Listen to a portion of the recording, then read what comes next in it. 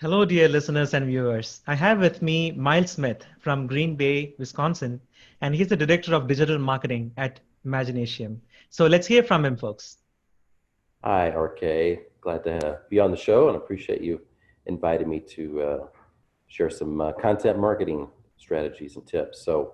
As you mentioned, I'm Green Bay, Wisconsin, proud father of three and husband. And I've been in marketing, in and around marketing for quite a long time, specializing more recently in digital marketing and then even more more of a subspecialty within content marketing and advanced SEO strategies. So excited to be here and share some tips and tricks that I've learned. Great, great, awesome. So, like you said, in the content marketing and digital marketing strategies, right? So, what does your role look like? What do you do at day-to-day basis at Imaginasium? Yeah, so we focus heavily at Imaginasium on strategy. We have a lot of experts here. I am kind of the advanced SEO and content marketing specialist on this team.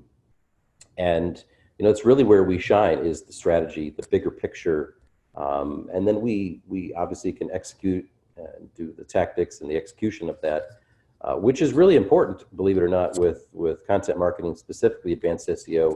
There's lots of little details that you have to pay attention to make sure all of those are followed through on in order that you actually succeed. So we really focus on a bigger picture strategy and drive that comes from a lot of experience that we have with quite a few different clients in very different industries.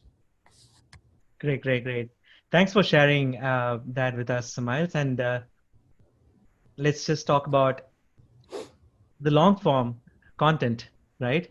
So a lot of people struggle with writing content for SEO, or it could even be a persuasive writing, to convert a visitor into, let's say, grabbing their attention.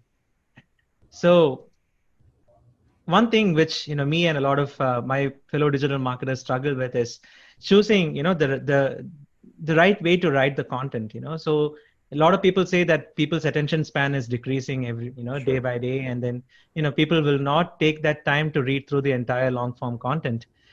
But the others say that direct response marketers say that long form is the way to go, because people are not going to trust you when you just have a short amount of content done. So what's this balance between using short form or long form, or what has worked well for you? Yeah, there's definitely a place for both of those. I believe in short form and long form. However, if you're getting started with your content marketing efforts, I strongly believe, and we do this for our clients, I've done this for my own personal site, start with your long form content for that pillar content, because you're going to get your biggest bang for your buck. And this isn't just writing long form content for long form content's sake. You need to do strategic keyword research to identify topics that have good search volume, meaning enough people that are searching for them, that when you actually rank, it's really going to turn into some significant traffic, but also that it's not too competitive given whoever your competitors are that are trying to rank for that particular topic. And let's not forget that even once you do that keyword research, there's a real structure to how you write those articles.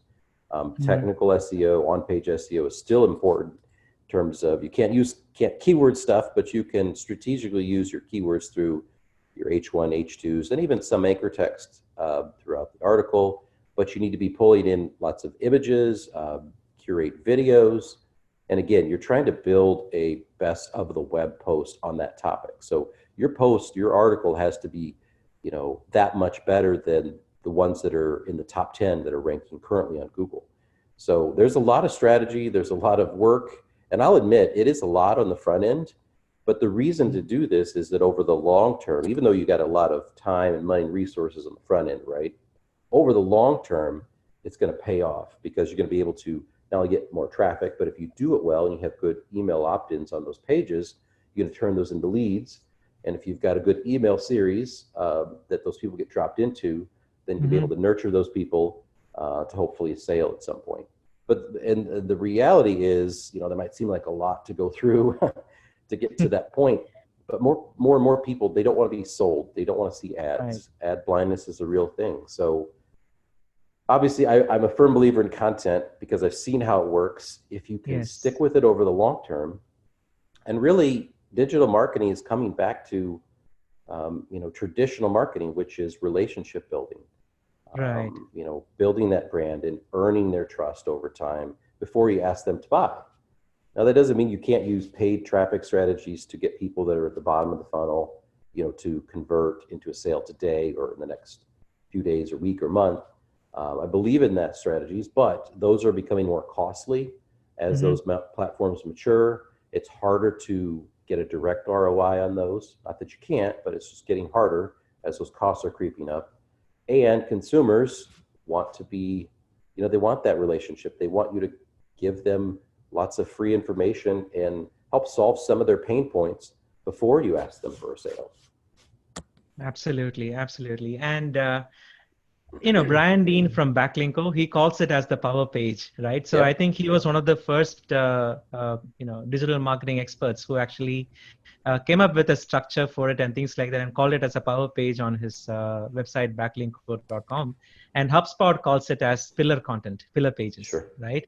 A lot of absolutely. people call it different terms, but do you have any resources that our listeners and viewers can go through to understand how to get started with the long form content? Yeah, so there's several people. I've learned a lot from Brian Dean. Certainly applied that to my own experience with clients. Robbie Richards is another great example. I don't know if Mhm. you know him, but he's a great marketer. I know him personally, also a great person, great person to be connected to. And those are a couple that I think of very highly because they're very case study focused. So, Uh-huh. you could look at hundreds or thousands of blog posts on SEO and what you should do. I tend to focus on people who've been there, done that, with case Right. study data, and I can look at it and I can see they're actually moving the needle. Because you can spin your wheels, waste a lot of time following, marketing advice or SEO advice that may actually be the opposite of what you want to do. So, case study data is really important to look at. Awesome, awesome, great. So I have a link from your blog, that I'd be I'd be glad to share with our audience, which talks about 33 critical elements, right? That Yep. Miles has written, that you've written about Yep. in very detail in depth. So I'm going to add that into the show notes, Great. Thank you, Eric. at the end of the episode. Great, great. So let's move on to our next question.